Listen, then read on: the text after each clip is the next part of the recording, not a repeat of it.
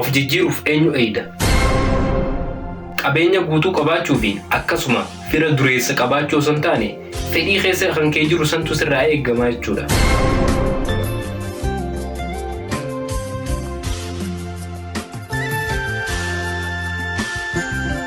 Egaa kabajamtoota hordoftoota keenya akkam nagaa fayyaadha isiniin jechaa kan hordofaa jirtan Hegeree Wood.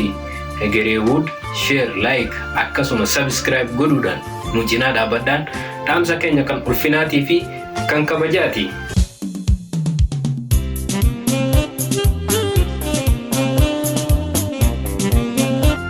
Of jijjiiruuf eenyu eeyda? Fedhiin ilma namaa baay'ee guddaadha. Yaadaanis ta'ee qaamaan fiiganii bira ga'uuf hedduu ulfaata. Waan yaadanii fi waan barbaadan san bira ga'uufis gufuuwwan hedduutu nama qunnama.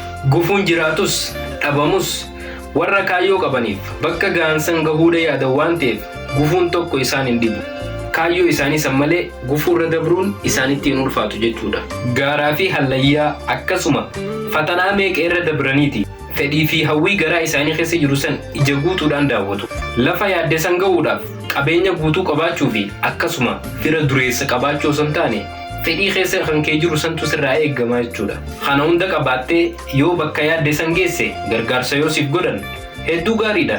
Yoo kana dhabde immoo fedhiin ati keessa keetii qabdu bakka ati yaadde saniin si ga'uudhaaf humna guddaadha qaba. Namoonni hedduun kaayyoo isaanii qarshii fi nama qabaachuudhaan madaalu. Garuu qarshii qabaachuu miti hamilee qabaachuudha wanni guddaan. Fira qabaachuu miti fedhii onnerraa qabaachuudha. Humna yoo hin qabaannes yoo kuftes bakka kufte sanii kee. Tarkaanfiin jireenya keessatti faayidaadha qabdi. Guyyarraa tarkaanfuma takka tarkaanfadhu. Bu'aa ishii immoo booda gartaa jechuudha. Laal obboleessoo imala jireenyaa keessatti of ta'uun nama injifachiisa. Kanaafuu qabeenyi kee inni guddaan waan si keessa jiru sanii, waan si keessa jiru sirnaan eeggadhu.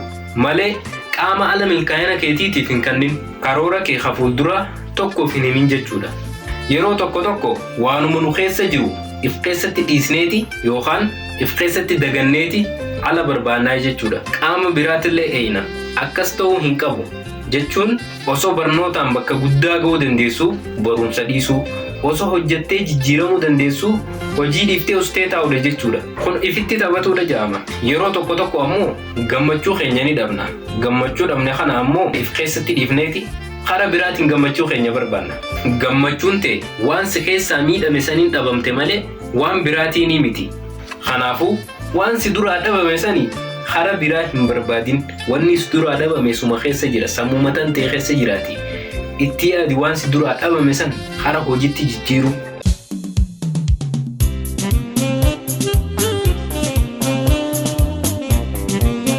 Egaa hordoftoota keenya ergaan viidiyoo har'aa mee namni isiniif gale komentii jala kaa'a. Anammoo akkan hubaddetti ati erga dhalattee dandeettii addaa qabda bakka tanammoo hundarraan addaa qabda waan ta'eef nama tokko laaltee akka isaatiin ta'a osoo hin taane akka nama saniitiin taanes bareedaadha. Garuu immoo waan hin arganne waan hin dandeenye tokko ni danda'a yoo jettu taate egaa waan dandeessu lafa dhiiftee waan hin dandeenye yoo hin danda'a jettee adeemtu taate rarraatee taftaa jechuudha obboleessoo. Ergaan isaa akka naagaritti kana jechuu akka hubaddetti. Egaa hordoftoota keenya qophiin har'aaf qabannee dhufne kana fakkaata. Hanga viidiyoo biraatiin walitti deebinutti nagaan nuuf turaan dhaamsa keenya kan onnirraa maddeedha.